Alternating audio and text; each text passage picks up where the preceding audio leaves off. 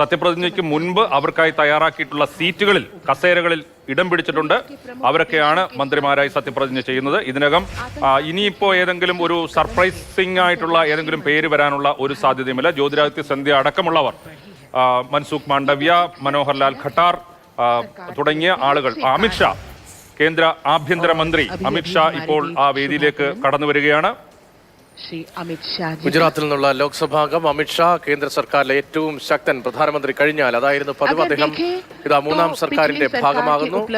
നരേന്ദ്രമോദി സർക്കാരിൽ ഇത് രണ്ടാം വട്ടം പ്രധാനപ്പെട്ട വകുപ്പിലേക്ക് അദ്ദേഹം എത്തുന്നു. ഗുജറാത്തിൽ നിന്ന് അമിത്ഷായും മൻസുഖ് മാണ്ഡവ്യയും CR പാട്ടീലും അങ്ങനെ 4 പേർ രണ്ട് തെരഞ്ഞെടുപ്പുകളിൽ UP-യിൽ വലിയ രീതിയിൽ BJPക്ക് സീറ്റ് എണ്ണം കൂട്ടുന്നതിൽ നെടുനായകത്വം വഹിച്ച, അതിന്റെ ചുക്കാൻ പിടിച്ച അമിത്ഷാ ഇത്തവണ പക്ഷേ അമിത്ഷായ്ക്ക് അത്തരത്തിലൊരു റോൾ ഉണ്ടായിരുന്നില്ല.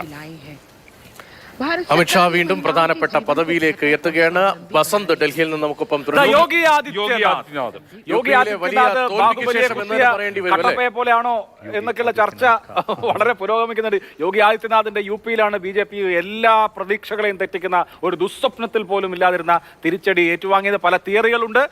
യോഗി ആദിത്യനാഥിനെ പക്ഷേ പ്രധാനമന്ത്രി പിറ്റേ ദിവസം മുക്തകണ്ഠം പ്രശംസിച്ചത് നമ്മൾ കണ്ടതാണ്. അമിത്ഷായും അതുപോലെ തന്നെ യോഗി ആദിത്യനാഥും രാഷ്ട്രപതി ഭവൻ അങ്കണത്തിലേക്ക്.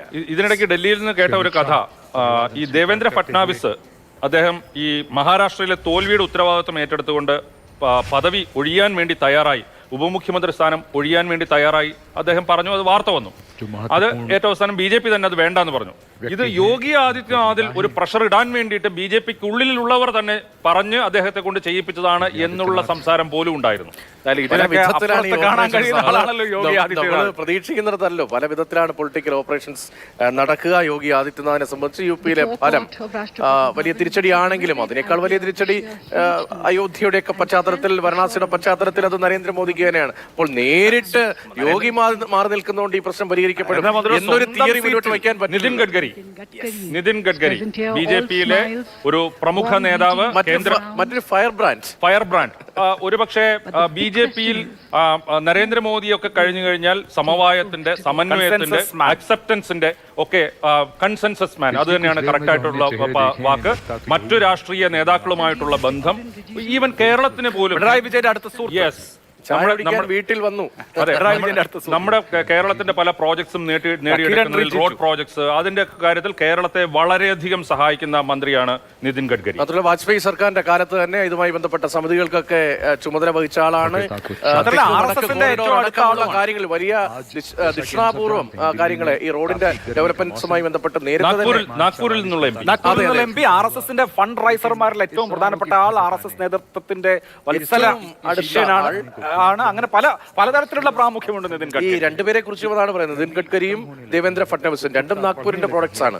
രണ്ടുപേരും നാഗ്പൂരിലാണ്. ദേവേന്ദ്ര ഫട്നാവിസ് BJP-യുടെ ഒഫീഷ്യൽ നേതൃത്വത്തിന്റെ അരുമയാണെങ്കിൽ RSSന്റെ നോമിനി അല്ലെങ്കിൽ RSSന്റെ ഏറ്റവും വിശ്വസ്തനായ നേതാവാണ് നിതിൻ. ഇദ്ദേഹത്തിനെ വെട്ടാൻ പുതിയ ഒരാളെ കൊണ്ടുവന്നു എന്നടക്കം വിവിധ കഥകളാണ്. ഇതിന്റെ യാഥാർത്ഥ്യം എന്താണെന്നുള്ള അറിയില്ല.